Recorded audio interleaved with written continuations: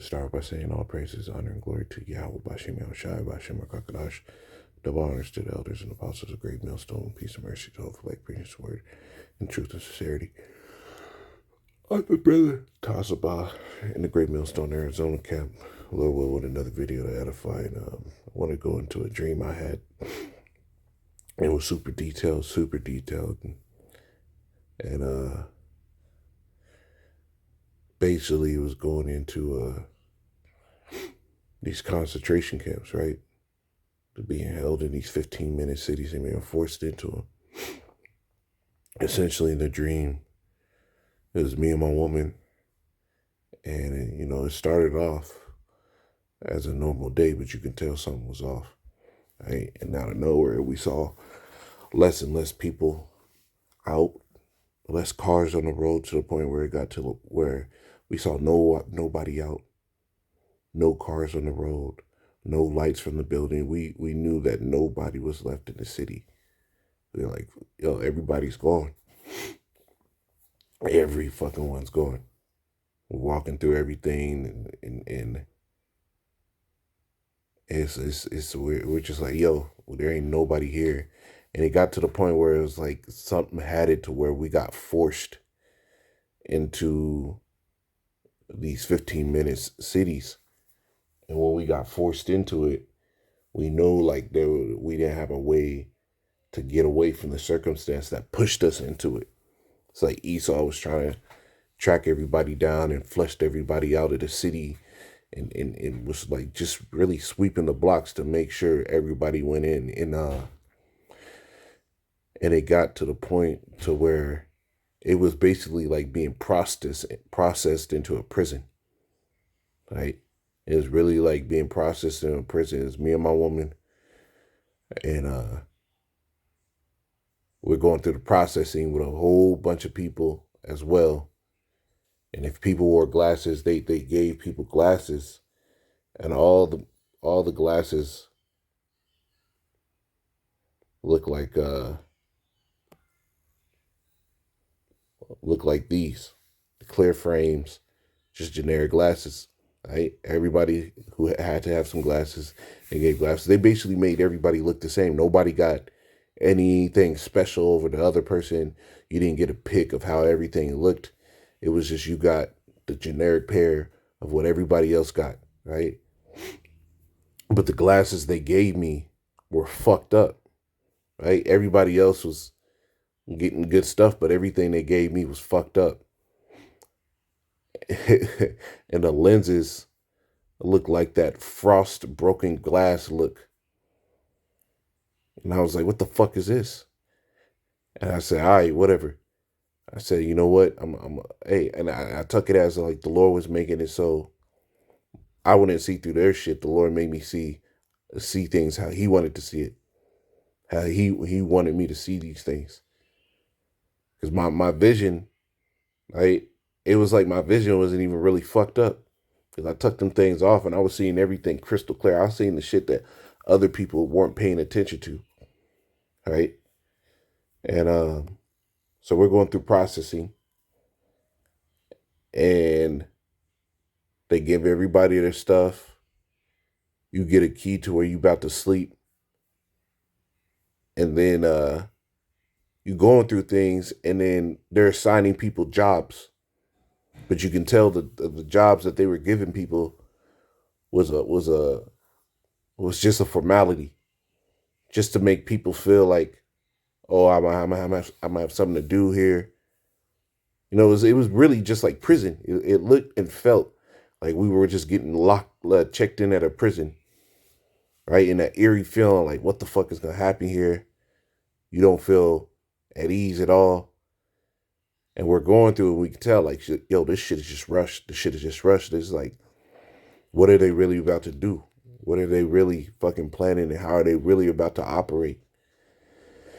And so we go in there, and people are picking up food, right? Everybody with the glasses on, and it was like everybody I saw had those glasses on. They looked at the food and they were just happy to get the food. But I had the glasses on. I saw that the food all looked like it was oxidized and it was about to rot. because you can tell that the skin on the fruits and vegetables, it was all just fruits and vegetables, no meat, none of that. It was just all fruits and vegetables that looked like it was about to rot because the flesh was oxidized. It was cut, oxidized, and then on the outside, the skin of the fruit looked like it was just about to start getting that shrinking texture to it. And I'm looking at it like, fuck. Like, what the fuck? And my woman's with me, and she's like, what the fuck? Right? And she's about to start crying. I'm like, it's all right. Just come with me. The Lord provide. Right? So we start moving, and we go up to this staircase, right? And everybody has to go on the staircase to get to where they have to sleep. And it's like they built everybody's shit like a high-rise apartment. Right? So we're going up the staircase, and out of nowhere, you hear a bunch of riot police fucking just running up the steps. So you got to speed up to get to where you going because you hear them coming, and you know it ain't no shit. And by the time we see them, it's these riot police in this white riot gear. Right? They look like this, but it was white riot gear. And you could tell they weren't really from Babylon, right? America. You could tell they were from other places. And they were literally just policing the whole shit. Rude as fuck. Didn't give a fuck about what you were doing or what you have to fucking say. So we get to our spot and get into the door. Mind you, it's like the key wasn't even really necessary. So we get in there, and it basically looks like a hostel. Better than this, just because you could tell that these are all new buildings and shit. And just whited out. Didn't look great. It has some like full-size mattresses in there. Had like 2 full-size mattresses. And my woman starts to cry, and out of nowhere, the riot police come towards the window, which was basically set up like an observation window in a holding cell, right? Just like this. But they had access to open it and close it.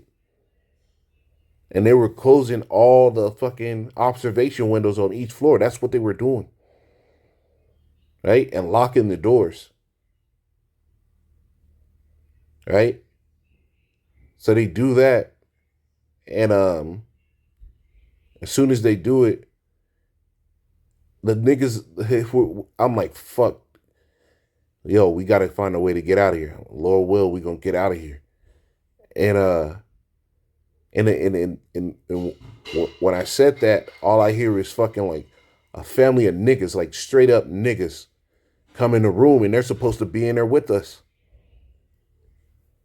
And I said, we got to get the fuck out of here, man. And you could tell they was just a bunch of niggas together. You could tell they were a bunch of people together putting you in prison, and people didn't know the extent that this shit was going on. They were just fucking moving towards it.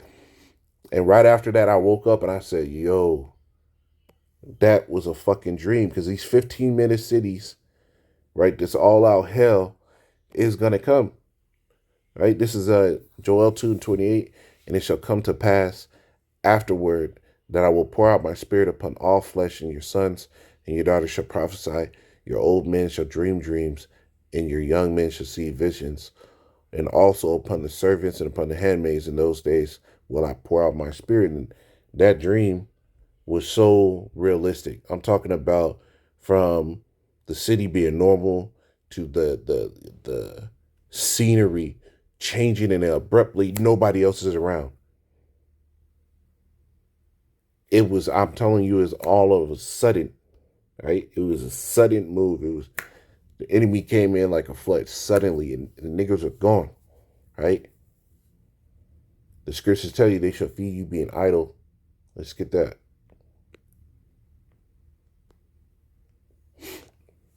Second Ezra 16 and 68, it says, I started 67, it says, behold, the Most High has judged himself. Fear him, leave off from your sins, and forget your iniquities, to meddle no more with them forever. So shall the Most High lead you forth and deliver you from all trouble. And that was a trouble. You felt it in we felt it in our spirit that this shit, it wasn't right. Like, we were like, man, fuck, we got to get out of here, right? It says, for behold, the burning wrath of a great multitude is kindled over you, right? And they shall take away certain of you and feed you, right? And that's what it felt like. They took us away because we didn't freely go into that situation.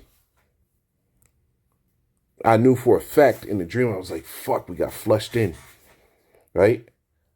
It says, for behold, the burning wrath of a great multitude is kindled over you, and they shall take away certain of you and feed you, being idle with things offered unto idols. And that's them pushing you into the concentration camps, the 15-minute cities. So you're really just prison. It was a large prison, right? And you knew damn well that you wasn't able to do nothing, right? And they that consent unto them shall be had in derision and in reproach and trodden under foot, because these people that were there, they had the mindset, oh man, I have somewhere to sleep. Well, them niggas came in the room, you could tell they had no wisdom. They were just like, oh, got somewhere to sleep. Bro, that spoiled food, they didn't even know it was rotten. They didn't know it was polluted. It says, them that had derision shall be had in derision and reproach and trodden underfoot. And then when them prison guards, them UN troops that were in that white riot gear came in, you knew them niggas wasn't fucking around. It says, for there should be in every place and in the next cities a great insurrection upon those that fear Yahweh. Right? You can tell the state that which shit was going down. It wasn't cool. It wasn't nice. Right? That troop came in and them doors locked. Right? And I had the mindset, we don't know when we got to get out of this shit. We got to think. And them niggas that were in that room, I already knew, like, yo, this is bad news. Right? But the scriptures prophesy of these things, and the fact that brothers are getting dreams, this dream was vivid, bro. When I tell you it was vivid, it was like, it was moving like scenes in a movie. Right? A lot of times the dreams that I have are fast paced and I got to catch up and I got to recite everything that happened. But this was fucking literally like a movie. And hey, these days of trouble are coming. These days of trouble are coming. But I wanted to just share that dream, man. Lord willing, was edifying. Shalom.